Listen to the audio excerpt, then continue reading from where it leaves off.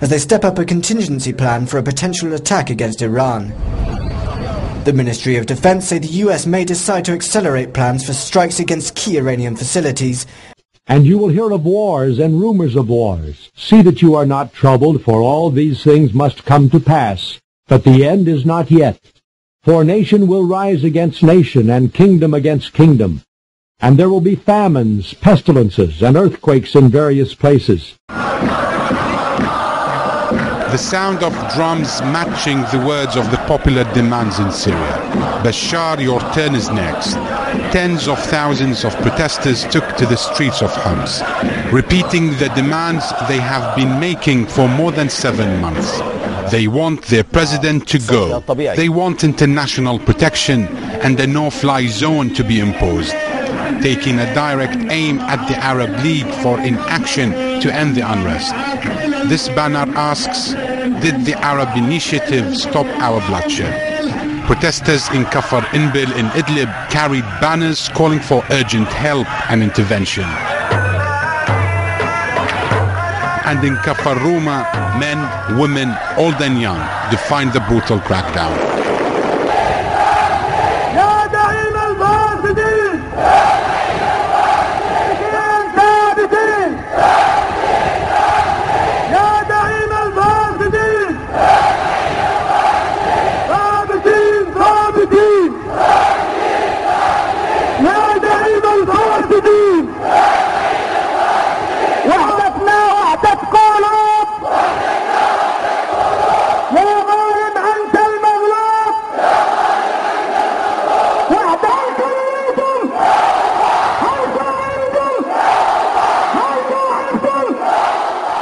Thanks for joining us for CBN News Midday. I'm Mark Martin. And I'm Lori Johnson. Israel appears to be getting ready for a strike on Iran's nuclear facilities.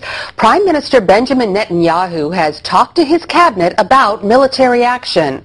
All this comes as new evidence surfacing that Iran is developing nuclear weapons. Chris Mitchell has the story now from Jerusalem.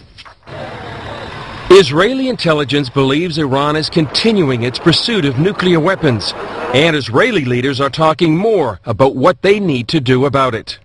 To some analysts, the rhetoric from Israeli leaders, including Prime Minister Benjamin Netanyahu, indicates Israel could be laying the foundation for a possible preemptive military strike against Iran's nuclear program.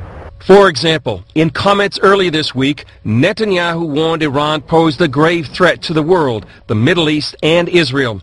He also said, a security philosophy cannot rely on defense alone. It must also include offensive capabilities, which is the very foundation of deterrence. And I looked, and behold, a pale horse. And the name of him who sat on it was Death, and Hades followed with him. And power was given to them over a fourth of the earth to kill with sword, with hunger, with death, and by the beasts of the earth. Our policy is guided by two main principles. The first is, if someone comes to kill you, rise up and kill him first. And the second is, if anyone harms us, his blood is on his own hands. In the meantime, the International Atomic Energy Agency will release a report next week on Iran's nuclear program. The report is expected to show Iran is trying to build a nuclear bomb. One other item drew the attention of many observers. Israeli Air Force planes recently conducted a training exercise that simulated attacks against the Mediterranean island of Sardinia. The exercise lasted several days. Sardinia is approximately the same distance from Israel as parts of Iran. And at the time of the end shall the king of the south push at him, and the king of the north shall come against him like a whirlwind, with chariots and with horsemen and with many ships, and he shall enter into the countries and shall overflow and pass over. Now, if the U.S. or Israel, if they plan to attack, military strategists, some of them say it has to happen soon. Why is that? Well, primarily it's a strategic military problem of cloud cover over the nuclear sites in Iran. When the rainy and snowy season comes in Iran, as it's going to do in just a matter of a very few weeks, then it's militarily much more difficult to pull something like that off against a number of targets in Iran.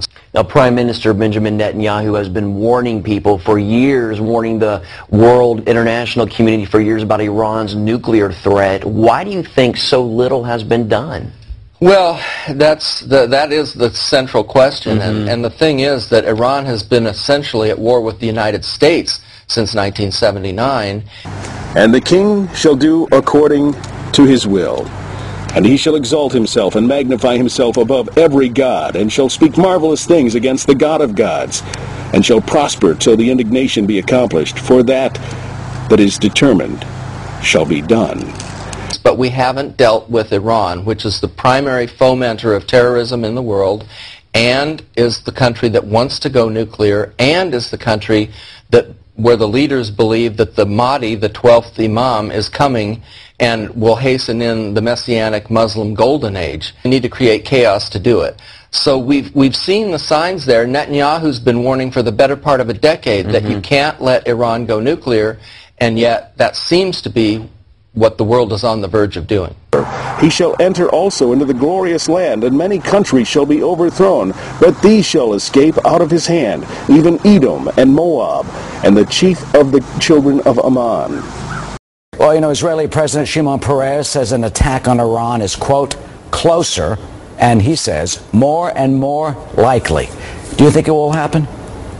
We know where the facilities are: the uranium conversion facility at Esfahan, the uranium enrichment facility at Natanz. Esfahan is on the surface and unprotected. Natanz is buried, but IAEA inspectors have been all over it.